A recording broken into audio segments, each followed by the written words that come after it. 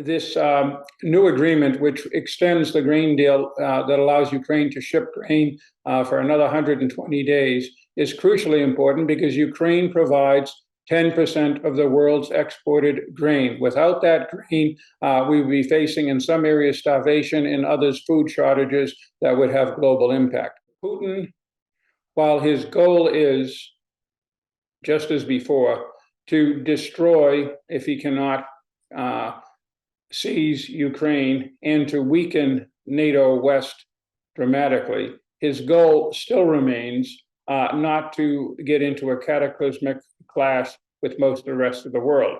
The cutting off of Ukrainian grain, it has been very, very unpopular. It's cost him votes in two major UN votes in the General Assembly against Russian aggression in Ukraine, and he doesn't want to lose that international support. This shows that Putin is willing, even in the midst of a terrible and very dangerous war, to make diplomatic compromises, and that opens the door, at least theoretically, further down the line for broader discussions, broader negotiations, perhaps a ceasefire or an eventual end to this thing. The third critical element in this new deal is the central role played by Turkey under President Erdogan.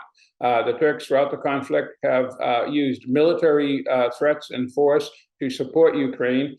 In this last case, when the Russians cut grain shipments in October, the Turks threatened to escort with their ships the Ukrainian grain ships, and that put Putin under pressure. It's one of the reasons we have the agreement. It also shows that Erdogan's strategy of keeping the negotiating door open with Russia is important, and it places Turkey in a central position in this entire conflict.